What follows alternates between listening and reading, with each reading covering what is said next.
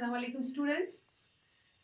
जैसा कि हम जानते हैं कि आजकल जो हम पढ़ रहे हैं हमारा चैप्टर है इंटरनेशनल ऑर्गेनाइजेशंस, और उसमें जो वर्ल्ड की सबसे बड़ी ऑर्गेनाइजेशन मैंने डिस्कस की है यूनाइटेड नेशन ऑर्गेनाइजेशन, जिस पर हमने ज़्यादा फोकस किया क्योंकि एग्जाम में ज़्यादा उसी के बारे में पूछा जाता है, उसके ऑर्गन्स, उसके ऑब्जेक्टिव्स, उसका रिस्ट्रक्चरिंग प्रोसेस, रिफॉर्मेशन से रिलेटेड क्वेश्चंस पूछे जाते हैं, तो वो हमने क्लियर किया है। उसके साथ साथ हमने पढ़ाया आपको और भी कुछ यूएनओ से रिलेटेड या यूएनओ के बगैर भी कुछ और इंटरनेशनल ऑर्गेनाइजेशंस, जैसा इंटरनेशनल मॉनेटरी फंड या वर्ल्ड बैंक के बारे में मैंने आपको पढ़ाया कि ये तो ऐसी ऑर्गेनाइजेशंस है जो पूरी दुनिया को लोन फराहम करती है, पूरी दुनिया को फाइनेंशियल असिस्टेंस मिलती है इन चाहे वर्ल्ड बैंक हो चाहे इंटरनेशनल मॉनेटरी फंड हो, उनके थ्रू उस तरह से वो वहाँ से फाइनेंस लेके लोन लेके अपनी कंट्रीज को डेवलप कर रहे हैं। हर एक सेक्टर को, चाहे एग्रीकल्चर हो, चाहे इंडस्ट्रीज हो, चाहे इंफ्रास्ट्रक्चर हो, तो हर एक मुल्क उनसे लोन लेके अपनी डेवलपमेंट के लिए काम शुरू करता है। तो अब आजकल की जो ऑर्गेनाइजेशंस है वो है world trade organisation and world health organisation. इन दो को मैं टच करती हूँ कि वर्ल्ड ट्रेड ऑर्गेनाइजेशन जो है क्या है या वर्ल्ड हेल्थ ऑर्गेनाइजेशन क्या है। पहले मैं आपको बता दूं वर्ल्ड ट्रेड ऑर्गेनाइजेशन WTO, तो जब जहन में आ जाता है वर्ल्ड ट्रेड ऑर्गेनाइजेशन तो उसके साथ साथ जहन में आ जाता है कि एक ऐसी ऑर्गेनाइजेशन होनी चाहिए जिसका पूरा फोकस होगा ट्रेड पे, जो कि पूरी दुनिया के लिए तुजारत के सामान फराहम करती है, उसके रूल्स वगैरह प्रोवाइड करती है, उसका सारा कुछ जो भी निज़ाम है, पूरे रूल्स वगैरह ग्लोबल ट्रेड से रिलेटेड, वो इस ऑर्गेनाइजेशन के थ्रू बनाए जाते हैं। तो dear students, world trade organization it was established in 1995। एक सवाल यहाँ पे पैदा होता है कि क्या ग्लोबलाइजेशन के बाद ही, क्योंकि इमरजेंस ऑफ ग्लोबलाइजेशन में WTO का तो बहुत ज्यादा रोल है, तो एक सवाल जहन में आ जाता है कि क्या 95 से पहले दुनिया में कोई ऑर्गेनाइजेशन नहीं थी जो पूरी दुनिया के लिए ट्रेड रूल्स बनाती थी। तो उसके लिए मैं आपको जवाब दे दूं कि जो WTO है actually it is the successor of GATT. याद रखिएगा, it is the successor of GATT. GATT means general agreement on trade and tariffs that was set up after second world war.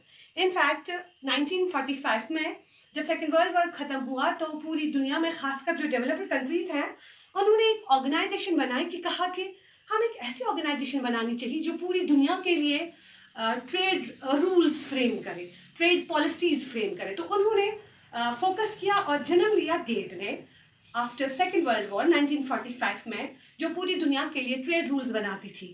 फिर क्या हुआ कि ग्लोबलाइजेशन आम होने लगी। हम हिंदुस्तान की बात करेंगे, 90s ऑनवर्ड्स ग्लोबलाइजेशन ने यहाँ पे भी जन्म लिया। तो बहुत सारी डेवलपिंग कंट्रीज जो भी थी उन्होंने ग्लोबलाइजेशन फीचर को अडॉप्ट किया, फ्री ट्रेड को अडॉप्ट किया, चाहते थे कि ग्लोबल वर्ल्ड जो है उसमें ज़्यादा से ज़्यादा हमारी भी पार्टिसिपेशन हो, हम भी दुनिया में किसी मुकाम पे पहुंच जाए जहाँ फ्री ट्रेड वगैरह हो। तो फिर उससे रिलेटेड फिर जन्म लिया WTO ने 1995 में। तो मेन फोकस याद रखिएगा कि एक ऐसी ऑर्गेनाइजेशन है which is meant for making rules for global trade, इसलिए ग्लोबल ट्रेड के लिए इसको रूल्स वगैरह बनाने हैं। मैं आपको एक बात समझाऊंगी, केजी का हमारे पास आला है या मीटर का हमारे पास आला है। अगर आप बाहर किसी मुल्क में गए होंगे तो वहां पे भी केजी वही है, वहां पे भी मीटर वही है। तो ये किसने ये बनाया, ये इन चीजों पर लेबल किसने लगाई जिसको पूरी दुनिया ने यूनिवर्सली एक्सेप्ट किया? WTO या गेट ने। तो इस तरह से जैसे हम वेज की बात करते हैं, जैसे हम 10 to 4 ड्यूटी की बात करते हैं, ये सारे रूल्स वगैरह फ्रेम करती है WTO। या पेंशन है या कि ये है कि जो भी लेबर्स है उनसे रिलेटेड वर्किंग आवर्स फिक्स करना, उनसे रिलेटेड उनके वेज फिक्स करना, पूरी दुनिया में ट्रेड रिलेटेड जितने भी इंपोर्ट एक्सपोर्ट टैक्सेस वगैरह सारी चीज़ें, जो भी प्राइसेस वगैरह है, ये सेट करती है वर्ल्ड ट्रेड ऑर्गेनाइजेशन, जिसके हेडक्वार्टर्स जेनेवा स्विट्जरलैंड में है। कहाँ पे है? It's headquarters is at Geneva Switzerland and presently the director general of World Trade Organization is Roberto Azevedo, who is an Brazilian। तो वो ब्राजील से ताल्लुक रखने वाला है, रॉबर्टो एजेवेडो ऑफ ब्राजील। कहाँ से है? ब्राजील से है, जो कि DG है किसका? WTO का। तो याद रखिएगा, एक और इम्पॉर्टेंट बात इसमें ये है कि जब डिसीजंस लेने होते हैं जब भी कोई ट्रेड पॉलिसी ट्रेड रूल बनाना होगा इनको, तो naturally presently it's members are 154. Presently 154 countries are its members. Decisions on all matters are taken unanimously.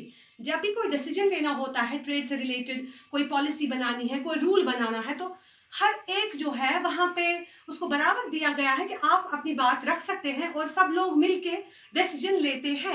लेकिन एक इंपॉर्टेंट स्टूडेंट्स, जैसा कि मैं कहती हूँ कि कोई भी डिसीजन, कोई भी पॉलिसी जब ट्रेड से रिलेटेड, इंटरनेशनल ट्रेड से रिलेटेड बनानी होती है, तो उस वक्त डिसीजंस आर टेकन यूनानिमसली।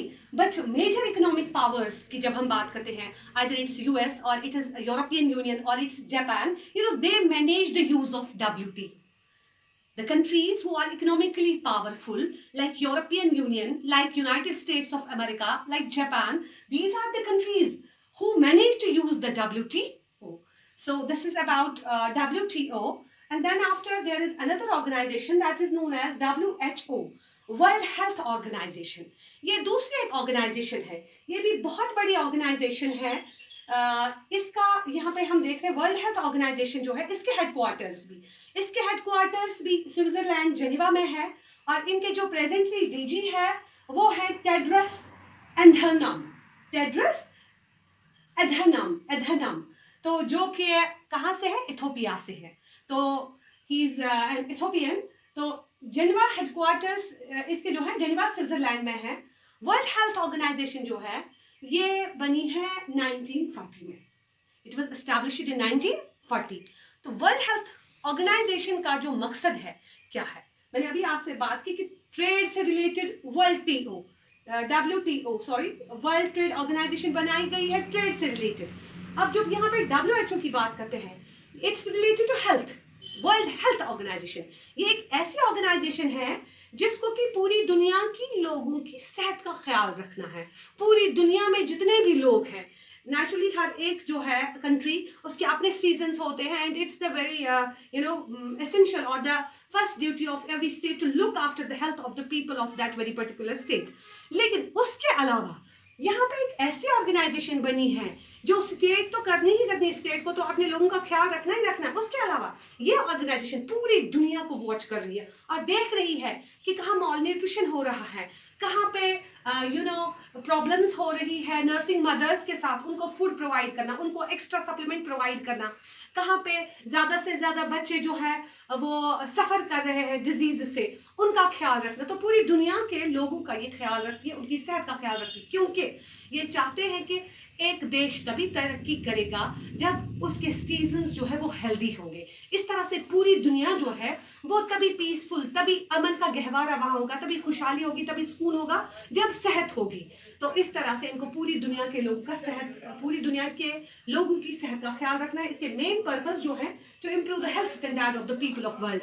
सबसे main priority to improve the health standard of the people of the world. लोगों की जो सेहत है उसका ख्याल रखना है, साथ साथ में वो इम्प्रूव होनी चाहिए, डेवलपमेंट होनी चाहिए हेल्थ की, फिजिकल डेवलपमेंट, मेंटल डेवलपमेंट।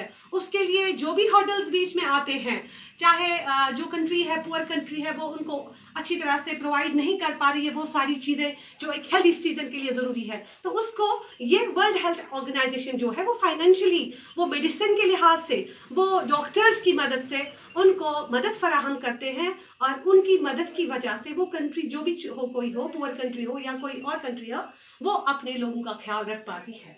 दूसरा इसका एम जो है, it helps different nations with medicine.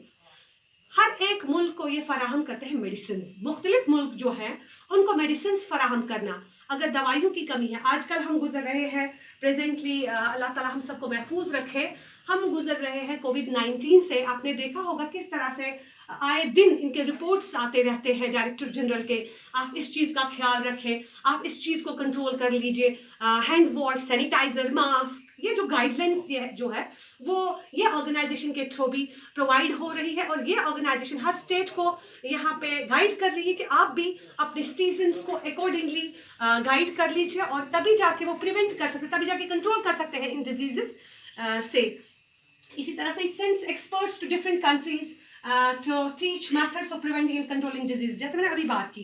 इसके अलावा आए दिन देखते रहते हैं कि एक कंट्री दूसरी कंट्री को प्रोवाइड करती है डॉक्टर्स, पिछली बार आपने देखा कि डॉक्टर्स की टीमें किस तरह से चाइना से आ रही थी, कोई अमेरिका गया, कोई किसी दूसरी इटली गया, तो किस तरह से कोशिश चल रही है, जद्दोजहद चल रही है इस डिजीज़ को कंट्रोल करने के लिए, इसे प्रिवेंशन के लिए स्टेप्स उठाए जा रहे हैं।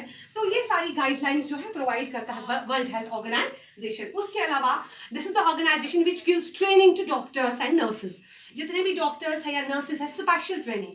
जैसे कि नया डिजीज आया है कोविड-19, इसका हमें कुछ पता नहीं था, इससे कैसे हम निपट लेंगे, कैसे कंट्रोल कर लेंगे, सिम्टम्स क्या है, ये सारी चीज़ें इसी ऑर्गेनाइजेशन के थ्रू सामने आई और हमें ये गाइड कर रहे हैं कि आपको कैसे इसको कंट्रोल करना है। और ख़ास बात मैं आपको बता दूं कि इस ऑर्गेनाइजेशन की मदद से ये जो the main focus of this organization, world health organization, is to control the present diseases, चाहे वो HIV एड्स की बात करें, चाहे इबोला वायरस की बात करें, चाहे हम कोविड-19 की बात कर लें, ये नए नए ख़तरनाक डिजीज़ जो है इनको देखना, इसके लिए रिसर्च करना, इसके लिए वैक्सीन्स बनाना, ये इसको कंट्रोल करना, ये इस ऑर्गेनाइजेशन का काम है।